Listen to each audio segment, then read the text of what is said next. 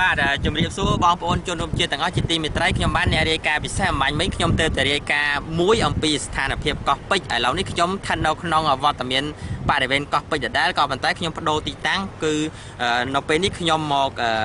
ឈៀងខាងកើតនៃកោះពេជ្រហើយដោយបងប្អូនបានឃើញស្រាប់ហើយគឺថាឥឡូវនេះគឺក្រុមហ៊ុនកូរ៉េដែលមានភាគហ៊ុនរបស់កូនលោកនាយករដ្ឋមន្ត្រីហ៊ុនសែនហ្នឹងគឺកំពុងបន្តបូមខ្សាច់ចាក់លុបទលេ4មុខនេះយ៉ាងអនាធិបតេយ្យហើយ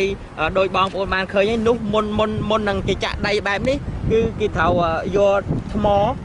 ពីភ្នំមកយកមកពង្រីកសិនយកមកពង្រីកធ្វើជាទំនប់ធ្វើទំនប់ហើយបន្តមកបានគេចាប់ដើមបូមខ្សាច់ដាក់បន្តិចម្ដងរហូតដល់មានកម្រាស់នេះគឺខ្ញុំ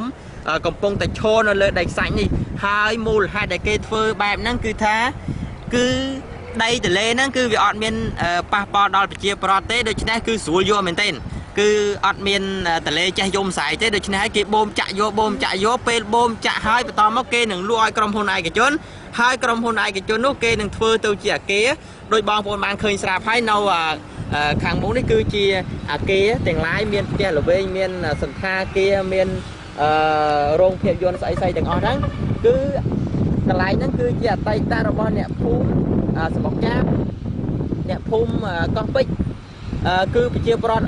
រាប់រយគ្រួសារត្រូវបានបណ្ដេញចេញតាមបង្ខំមានអ្នកខ្លះជាប់គុកវ័យបែកក្បាលកន្លងមកហ្នឹងគឺដើម្បីយកដៃយកមកធ្វើអញ្ចឹងលក់ឲ្យក្រុមហ៊ុនឯកជនឥឡូវហ្នឹងគេដេញប្រជាពលរដ្ឋអស់ហើយគឺយកដៃយកមកលក់ធ្វើមានធ្វើបានមិនស្កប់ហើយឥឡូវហ្នឹងមកបូមដៃទលេយកទៀតបូមខ្សាច់ចាក់យកដៃទលេយកមកលក់តាមតែទំនឹងចិត្តរបស់ខ្លួនរបស់ក្រុមអ្នកមានអំណាចគឺថាឥឡូវសម្បត្តិធម្មជាតិរបស់យើងគឺខ្ទេចខ្ទីឲ្យបងប្អូនឥឡូវហ្នឹងទលេ4មុខហ្នឹងពីមុនមកហ្នឹងយើងឃើញថាធំមែនទែនហើយមានសោភ័ណភាពស្អាតមែនទែនមានស្មៅមានន័យដោះហើយយើងមើលទៅស្រឡះពេលខែទឹកឡើងមកគឺផ្ទៃទលេធំខែទឹកស្រកទៅក៏ស្ថានភាពnóស្អាតដែរប៉ុន្តែឥឡូវហ្នឹងគឺទូចទៅហើយគឺអស់មែនទែនបងប្អូនហើយខ្ញុំគិតថា